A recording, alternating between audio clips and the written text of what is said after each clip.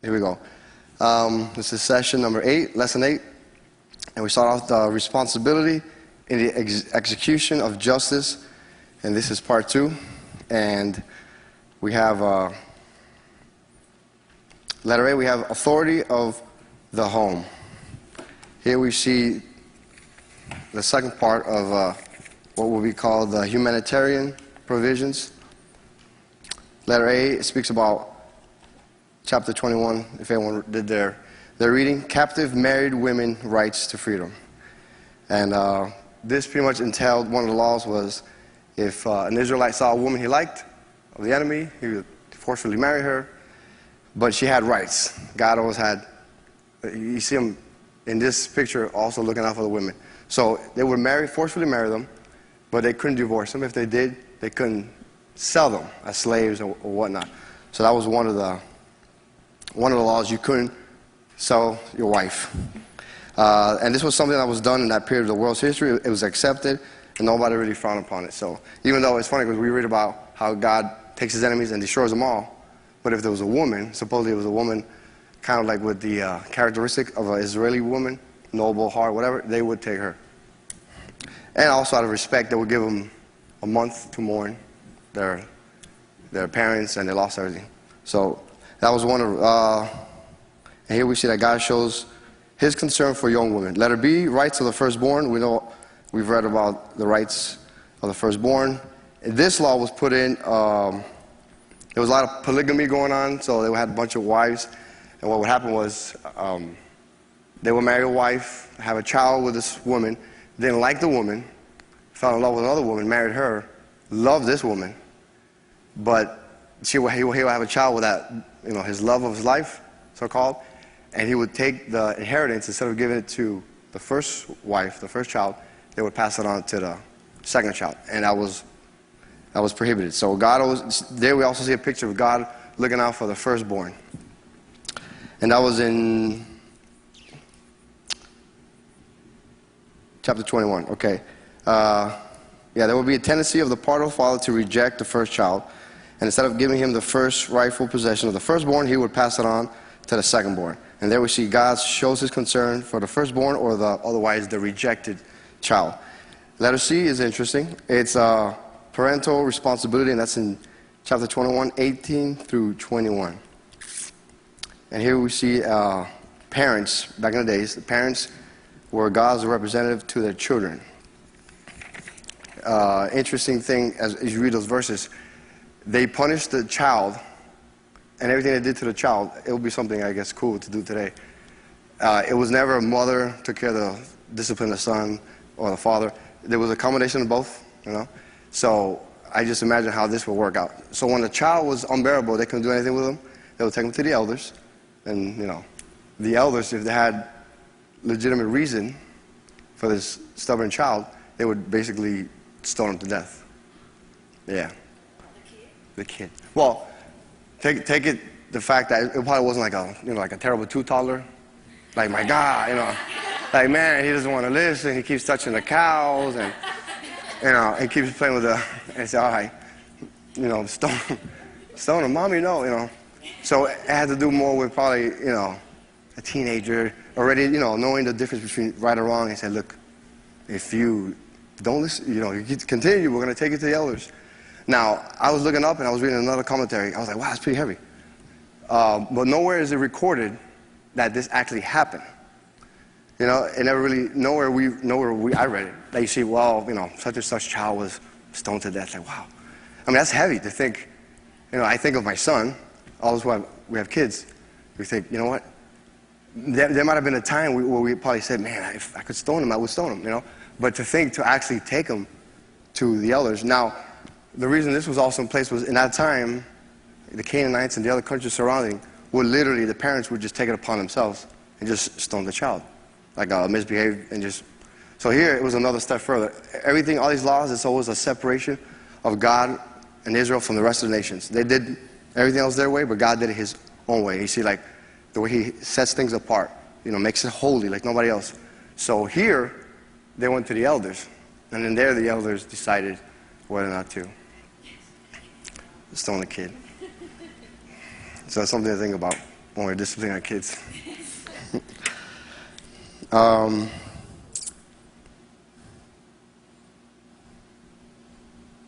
Yeah, so then there we see, and there's also like a spiritual thing there. You could probably go down the path of that where we see now, after Jesus, we see like the compassion of Christ, where us in our own spiritual way, in our own transgressions, our own iniquities and everything we've done, we probably deserve to be stoned, you know. And Jesus bore all that, you know. So there's also something there. It's also a comparison to like the prodigal son. He was a rebellious child. He rejected his father. He took off. He did his own thing. But as Jesus tells the story, as he comes back, is a father of compassion compared to these days where it was just. So we probably all deserve to get stoned. At least John Frank does. Roman number 2, it says, this section is the law of love applied in domestic and social relations. Again, deals with more laws, the human affairs in relation to others, which considered our fellow man or our neighbor. These laws here, they're referred to as miscellaneous laws because they kind of, if you guys read it, kind of scattered. They're jumping around everywhere. But it basically deals with your fellow man. And it's about 43, I don't think I wrote that there, but it's 43 laws, and those are referred to as miscellaneous laws, 43 of them. And very interesting, it says, during this time, love for God was foremost and basic in the life of an Israelite. Love for God. It's always about love. And one of the major ways they demonstrated their love was to find a practical expression toward his fellow man.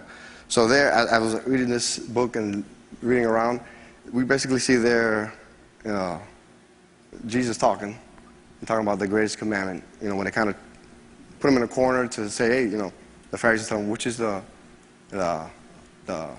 most important law? And Jesus tells them, well, basically, there's 2. Love your God with everything you have and love your neighbor. So pretty much that is the whole, I think we spoke about it before, it's the whole conclusion of all the laws. If you love God with all your soul, your body and mind, and you love your fellow man, like they say here, in the daily way, not once in a blue moon, pretty much all the laws are covered. It's your brother in Christ, your sister, your family, you know, and God. And it's funny because this weekend was a pretty good preaching by Martha Manissi, and I brought to mind, she had the saying that she said, love like you've never been heard before. Love like you've never been heard before. And as I was reading this, I was like, wow, that was awesome. It was a strong statement. But as we walk in love, what she say, it was easier, this love thing is easier said than done.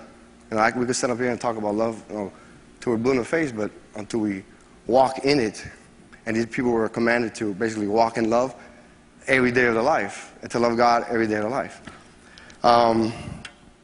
So one of the practical expressions toward his fellow man was letter A, family life. Number 1 says military service, and I think we touched this last week, where if a man got married, he had, I think it was 1 year to be with his wife, to enjoy the wife and the time, and after that, go to a military service. So there we even see God's concern for the marriage, the home, the family.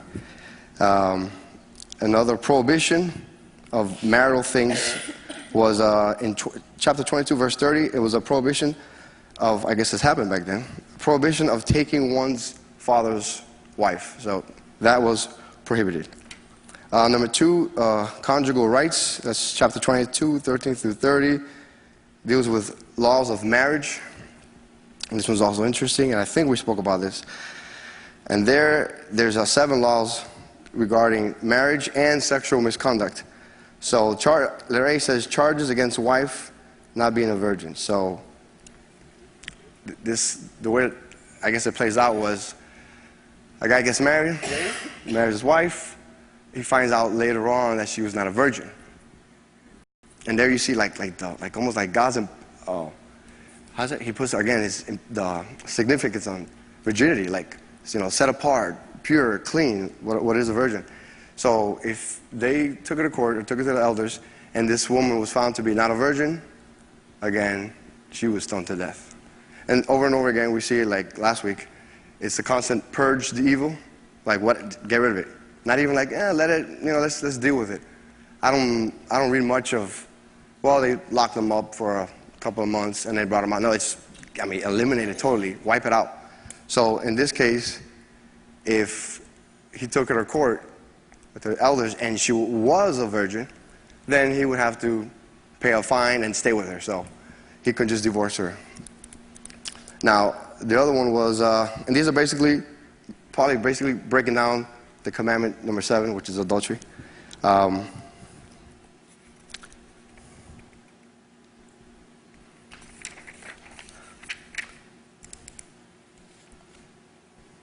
Adultery and also rape. It says if denied, the husband would be fined and he would have to stay with his wife. If charges sustained, then the wife would be stoned.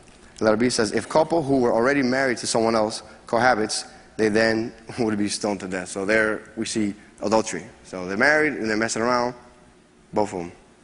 Stone, again, purging out the evil. And letter C, a betrothed girl, which is a girl who was engaged to be married.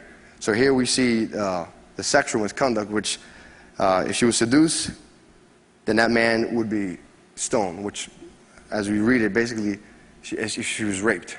She was going to be engaged to be married, whatever, and she was seduced, as basically she was raped, he would be stoned.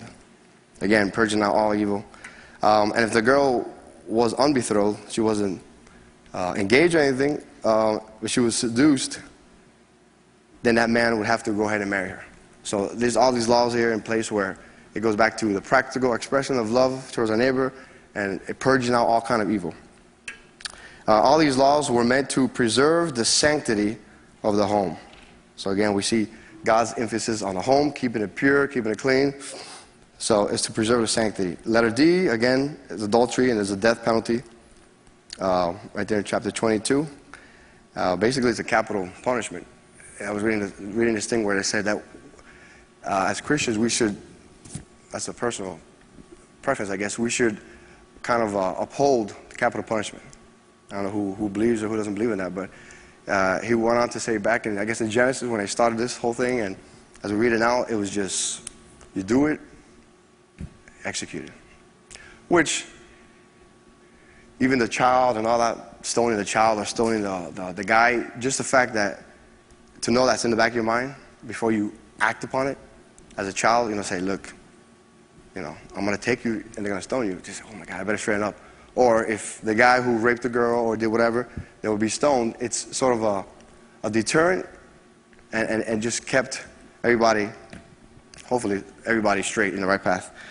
Letter E, also another law, was about slave trafficking and man-stealing. That's chapter 24, and there was more good old purging, which was kidnapping. There's kidnapping, basically, and we read in 24:7, it says, purge the evil and kill them. So these things were also forbidden under penalty of death, and these has to do with, your brother, your fellow man. Again, this is the whole fellow man, love your man. Letter F, laws of health. That's in chapter 23, and there we see that holiness was symbolized by physical cleanliness among God's covenant people. So there we see the importance of that. And G says instructions for brothers who share the same estate and marrying the widow of the deceased. So there was 2 brothers, one of them dies, leaves the wife widow, the other brother will have to care for her, marry her, take his estate. So that was, again, that's also pretty much looking out for your fellow man, your brother literally, and the widow. So there's more laws on that. We go to letter B, compassion and justice. We see the chapters and verses there. Number 1, the poor, the needy, and the orphans and the widows. God wanted them to look out for the needy, a reminder that if they truly loved their neighbor, they will be sensitive to their needs as far as everyday life. Another point here, one of the writers brings up was over and over again, I think we said also in the previous class, where God was reminding them, like, remember what I did for you. Remember where I pulled you guys out from. Remember when you guys were in Egypt. Remember when you guys were slaves. And remember all these things I did for you. Remember what I provided for you in the desert. Just remember all these things I did for you. And pass it on to your brother. When he owes you something, Remember what I did for you. Don't strike him. Don't take him. Don't, he's in debt to you. Forgive his debt. He does this, remember what I did for you. It's always a reminder constantly. And it's even for our lives. Everything that God's done for us, where he's taken us out of, all of us. We all have our stories. And to, later on in life, stop and say, man, remember what God did for us. And not only that, love demonstrated to my brother, but to know whatever we find ourselves in, God has pulled us out in the past. And God is strong enough and more able enough to continue to do his good work. So there we see that. Loving our neighbor every day. Number 2 also involves laws of business. They were expected to use just weights and measures. Yet another way to show love for his fellow man. Otherwise, this would be an abomination before God. So this one refers to one of the commandments, 8 or 9, of thou shalt not steal. And this again was another reminder to the Israelites. 3 was practice of justice. Chapter 24, 17 through 18. We're never to forget, again, what God did. And this here was love towards our neighbor should be practiced every day. So this was an everyday thing, not a love thing where, I love you when I get a chance, or I love you when I feel like it. But I'm going to love you every day. I'm going to show you this love, every day. Number 4 deals with animals. This was a pretty interesting one. Love thy animals. It's not in the Bible, but I wrote there, love thy animals. Chapter 22, 10 and 25, 4. There's a few things here. One of them refers to the ox and the donkey, and they weren't able to tie them up together. There's probably deeper stuff to that, but basically the humanitarian reason was an ox plowed, maybe twice as fast as a donkey, so it was like kind of inhumane to wear out the donkey. So they weren't supposed to be yoked together. Another reason, I think they say the donkeys have a real bad odor from their mouth. So it would disturb the ox, and he would never get to do his work because you're yoked together, you're pretty close. So he smelled, apparently. And there's also a spiritual connotation where we see, I think it was in Corinthians, 1 Corinthians, where it says that we shouldn't be yoked with unbelievers. So there's a lot of, as you read this, as I was reading, it's like, wow, there's a lot of stuff that we read in the Old Testament, and you go, all right, cool, all right, whatever. But then you can see something from the New Testament where Jesus is referring to something from the Old, and you see all this connection. You go, wow, it wasn't just humanitarian reasons or miscellaneous laws, but it was also like a spiritual connection to what was to come. So there, the ox and the donkey, to put it nicely, the Bible uses the other word, I say donkey. They were unequally yoked.